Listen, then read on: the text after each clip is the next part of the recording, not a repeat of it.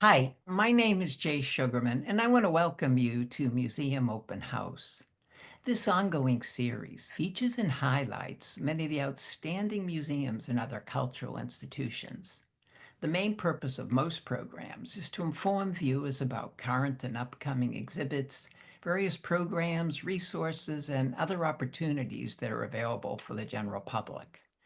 Today, via Zoom, we're fortunate to have as our guests Marla McCleod, Julia Martorell, Anthony Peyton Young, Whitney Harris, Kimberly Love Radcliffe, and Perla Mabel, all of whom are associated with the extremely engaging and thought-provoking exhibition entitled Weaving an Address, which is on display at both the Umbrella Art Center's Allie Kussin Gallery and outdoors at Brister Hills in nearby Walden Woods.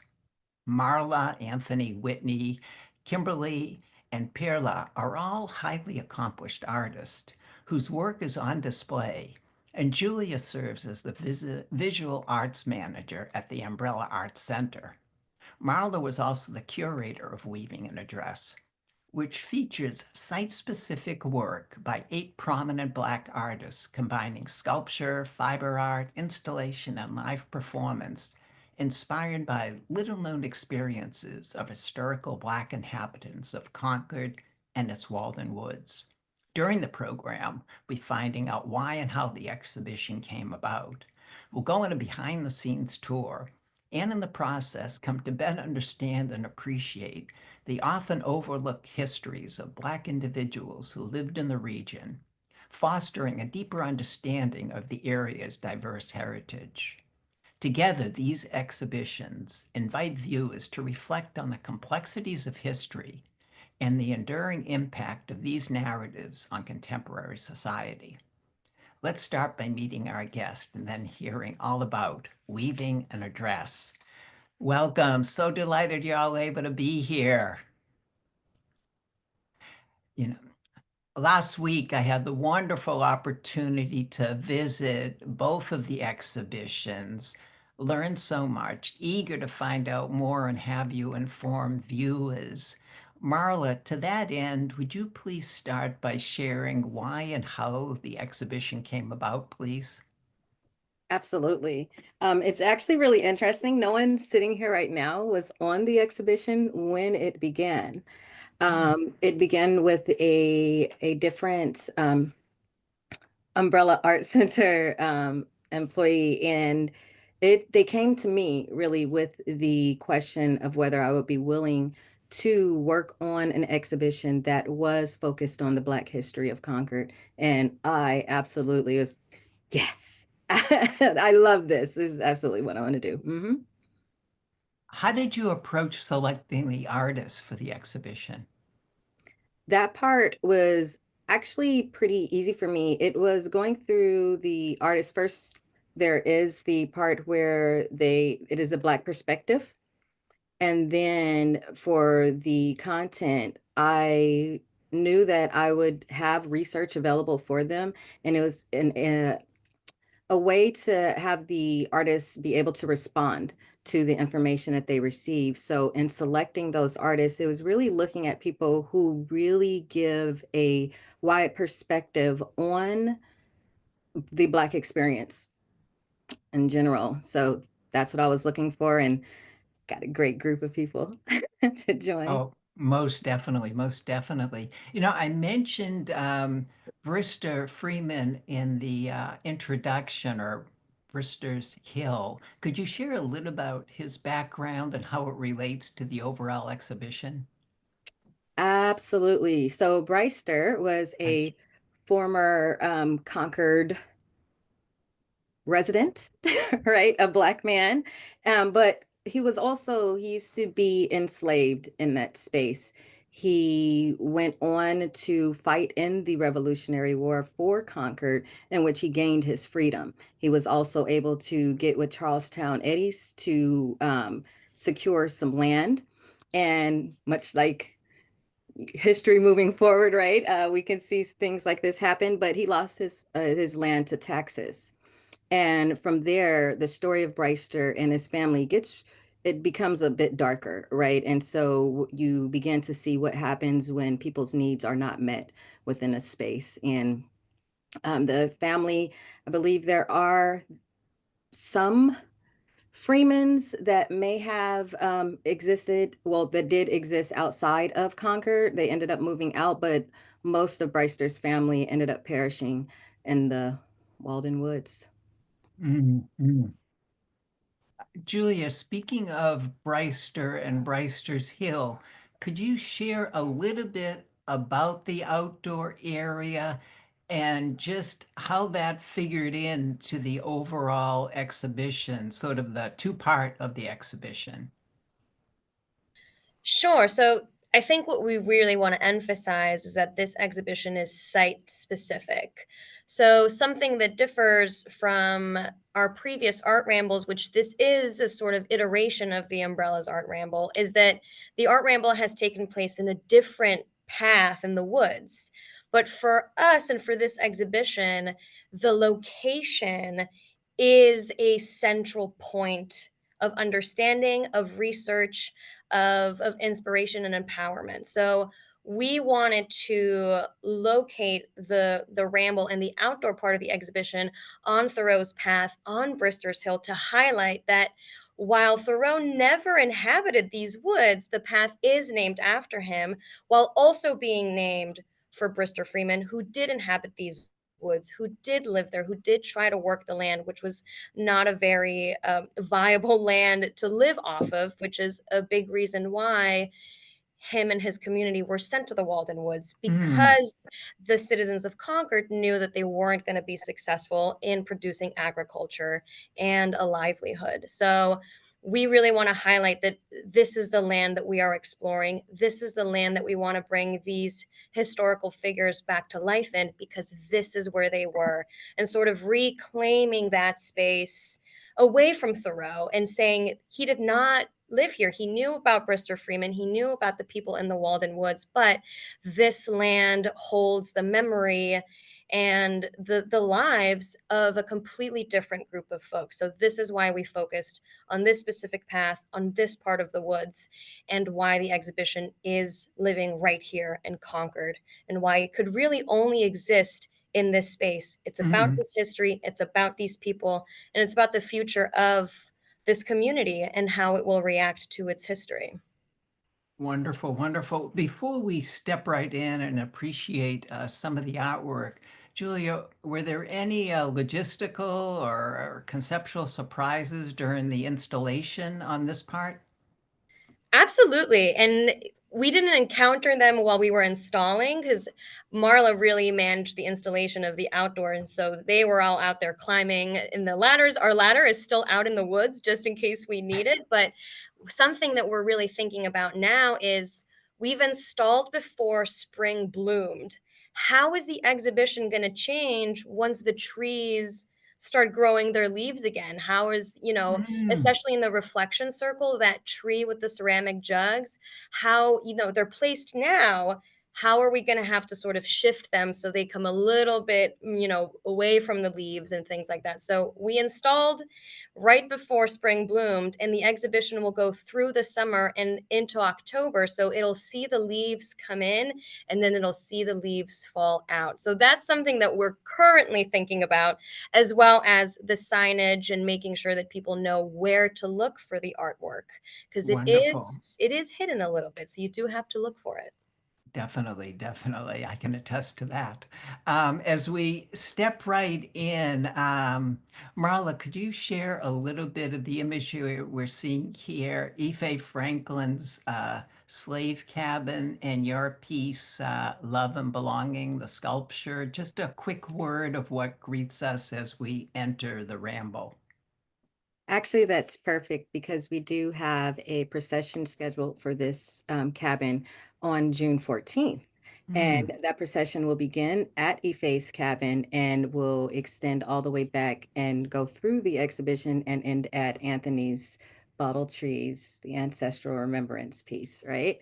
But Ife's cabin, Ife comes in, she has the cabin built, and then the main portion of that is that activation of it when she does come in to do that procession on the 14th.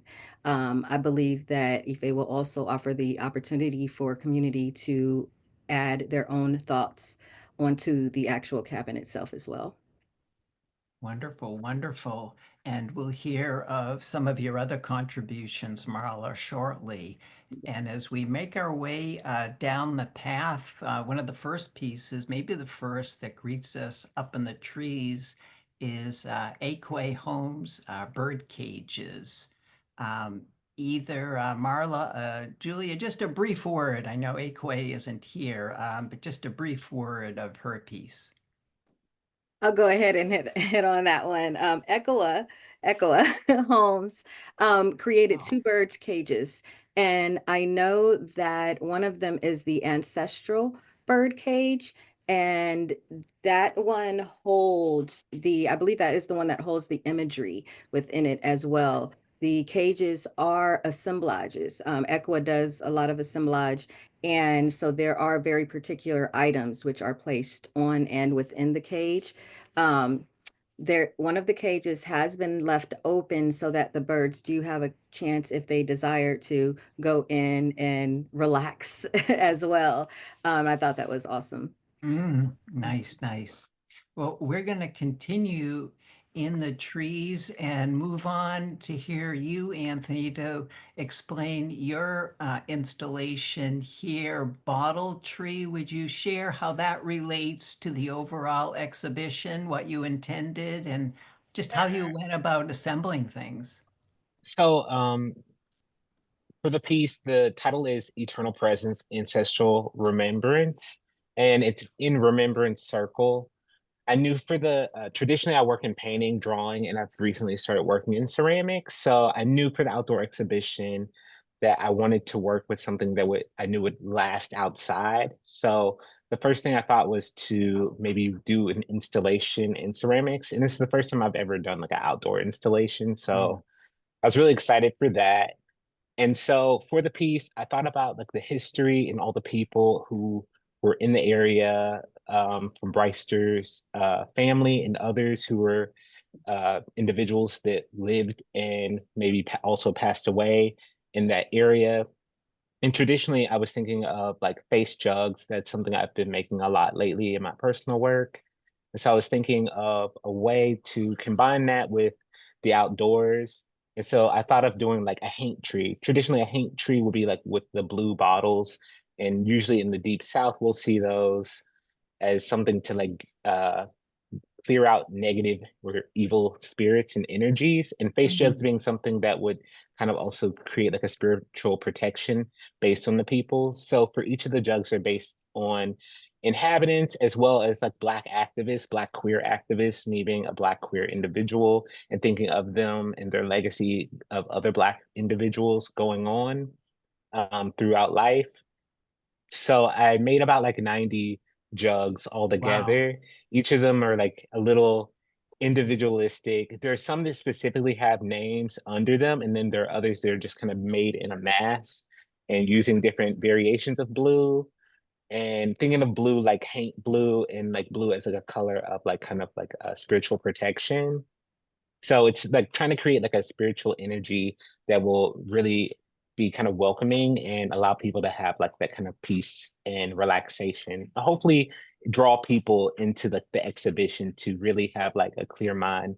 And I mean, it was really hard to kind of install them all. I think in one mind you think like, oh, this would be super easy just hanging them, but like tying them to the trees. Thank God I had like Marla and so many others, Nia, Perla, to help me, because it really took a lot of people to help me, and Marla helped me a lot too.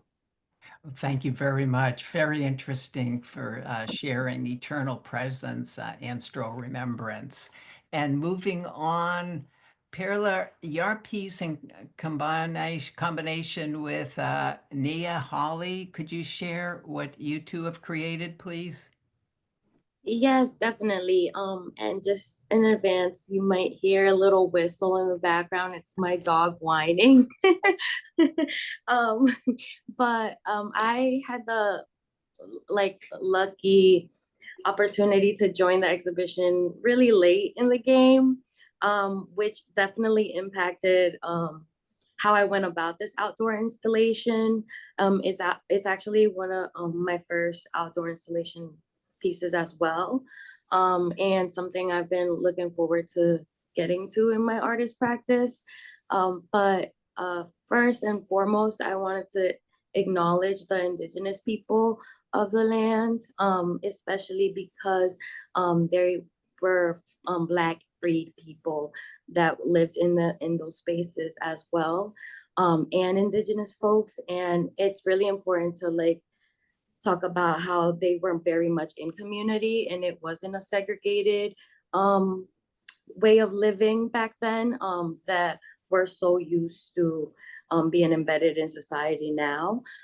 So that was really important to me, which is why I invited Nia Hawley to collaborate with me. And she is actually indigenous and Nipmuc.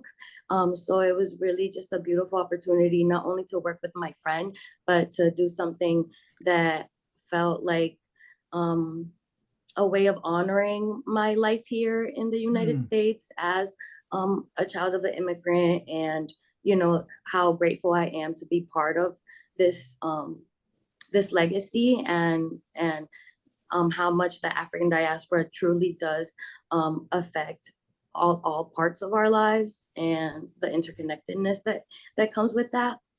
So our project is called Map and Reflections, and we were really thinking about how people enter spaces and um, don't don't always think about how they disrupt spaces, right? And it's like thinking about how we we change things when we interact with them, and they change us. So that's really part of the conversation that we were having, and it's actually not completely installed, which is another really cool part about it. So it's growing as time progresses, and it's basically inspired by quilting, basketry, braiding, water routes, and star navigation, all things that lead back to how we have been able to preserve our histories and narratives throughout time. So yeah, so it's basically going to keep growing. Well, thank you very much. And I know there's the ladder still out there, so you'll be able to add to it whenever you're ready. We're going to move on and back to you, Marla. Before Marla, I definitely want to hear first, Whitney, your piece, and we see you working outside here, and then we'll see it on site. Would you please share the prospector with us?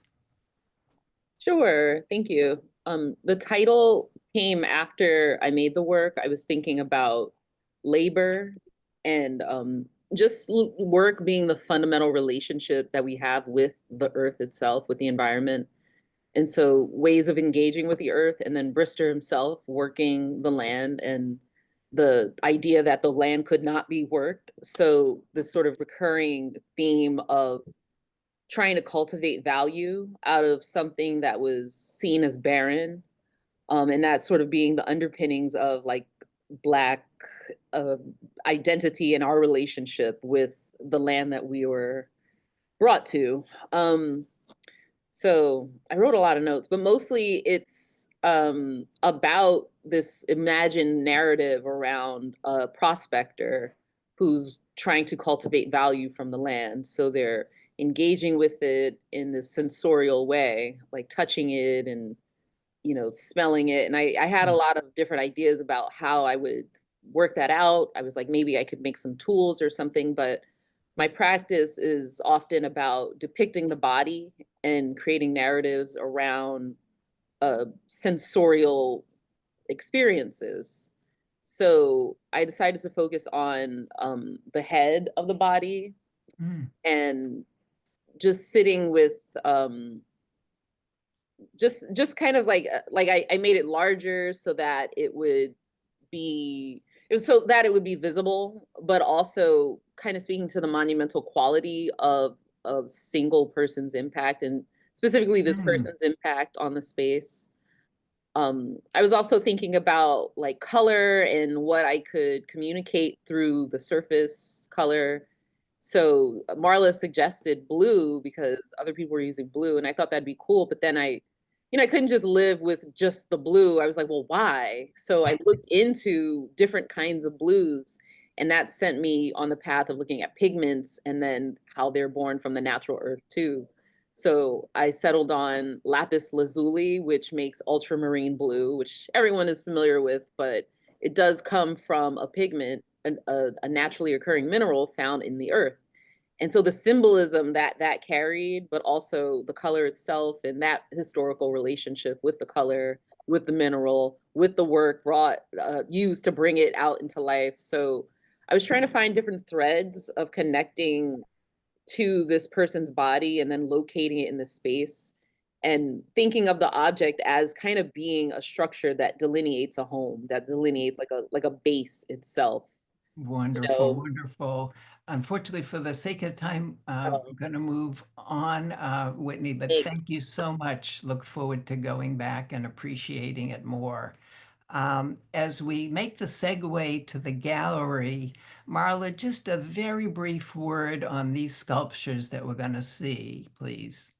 Absolutely. These sculptures are really, I wanted to create these individual bodies. I at first wanted each of them to represent a particular character or particular people who lived within the space. However, I ended up creating more protective deities. And thinking about what sort of protection would the people who existed in this space need, I always revert back to Maslow's hierarchy of needs, but not quite Maslow's source, which was the indigenous version, which also includes community actualization. So we have a mannequin for each of those levels: physiology, all of the things, safety and self-actualization, community actualization. And each of these 6 pieces represent one of those, and then each one is really broken down to either go into a particular figure, a particular identity of a god or goddess that people are familiar with, that represents that space of, like, physiology is Gaia, it is Mother Earth, and that form represents that. This one that you're looking at is self-actualization, and I use the surrounding ideas of Mami Wata and what Mami Wata stands for. So adding in the fish scales, adding in the snake, making sure that it has all of the hair that is added within that, and representing that self, So there's little things in there. And then the cases that they are on includes the actual names of as many as I could include, of people who actually lived in Concord, Black people who formerly lived in Concord around that revolutionary period. Thank you. We're going to move on and introduce the gallery with this wonderful short video, and then we'll hear from Kimberly.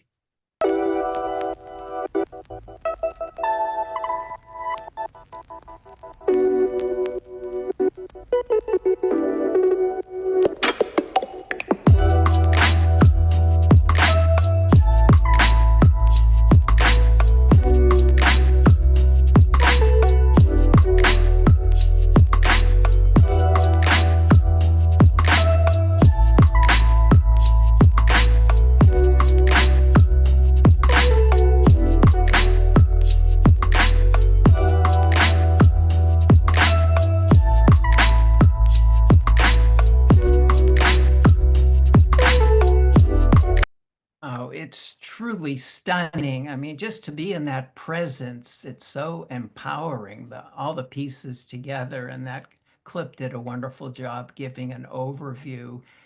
The piece by Stephen Hamilton here sort of greets us as we come in. Kimberly, could you share, we're fortunate to have a few of your pieces, your intent and how they relate to the overall exhibition, please? Yes, each of the pieces that were included in this exhibition, they each speak to the fact that Brister, he fought for his freedom in the Revolutionary War. And here we are still continuing to fight for freedom. So each of the pieces, you have Ida B. Wells here. She fought for African Americans during the period of Reconstruction. And we have Fannie Lou Hamer and Nina Simone, who fought during the Civil Rights period. And then we have Toni Morrison's Bluest Eye, although written during the 1970s, it's talking about the period of time during the 1950s. And so it really explores identity and all of the things that the binds and the rust of enslavement had on the psyche. And the books and the quilts also explored the idea of how we create community and safe space, and maybe explore identities of freedom for one another in our communities. And so as my grandmother is from New England, so I'm really proud to be a part of this exhibition because we talk about stories of enslavement in the South, but I think that we need to continue to tell the stories of people like Brister Freeman and Belinda Sutton and Venture Smith and so on, because, you know, we need people to know that we've been here. We've been here all of this time, and yet we still continue to fight for equal rights and treatment. Most definitely. And this two-part exhibition goes a long way in making those points known for sure. And I just, before we hear from Marla and Julia wrap up, I just have to say the colors of your work are so exquisite. Thank you. But unfortunately, we don't have time to hear much more from that. But Marla, we have a piece here that we're just going to enjoy as we see it inside. Anonymous Woman, stunning. As we wrap up, Julia and or Marla, what do you hope visitors come away with from this two-part experience? Let me say, I totally want to say, one of the things that I really want people to take away from this exhibition is the fact that this is about history, right? It's about Concord's history. It is a site-specific thing, even though we are weaving together the stories of history to the contemporary, right, modern history. But what I would love for people to do is consider when you are going about your space and time in the here and now, you are actively creating history. So in the same way that we've looked back 100, 200 years in the histories of the people that were here before us, someone will be looking back at us and the things that we have done. And there are many people who exist in this space, and holding the history and the truths to those histories, I think is important. And I so appreciate Umbrella. I also appreciate you, Jay, for being able to allow us an opportunity to keep that history factual, right? More than just within us and our knowledge, but to share that with others, and they have access to it too. Oh, it's our pleasure. And minute closing, Julia, what has been some of the reaction and feedback you've heard or observed from the exhibitions? It's all been incredible feedback. People are really excited. The outdoor exhibition is getting some more traction now. And I actually got a call the other day from someone who stumbled upon it and said they loved it. They can't wait to go back. And for me, my favorite reactions are from the kids in our building who walk in and see these mannequins and these characters, and they just stand in awe. So that is the reaction, is just awe. We want people to reflect. We want people to come into the space and, like Marla said, think about the history and know that they themselves can still create and mark history. Now, it's another incredible undertaking by the Umbrella Arts Center. And Marla, you've assembled just an incredible all-star cast. So thank you all for taking the time to be here. for sharing, however brief. We could hear much more about each of your contributions. I look forward to following each of your work. And for now, just want to wish all of you continued success with future endeavors. Thank you. Thank you, Jay. Thank you, Jay. I also want to thank all of you for taking the time to be here, and hope you'll be able to tune in next time.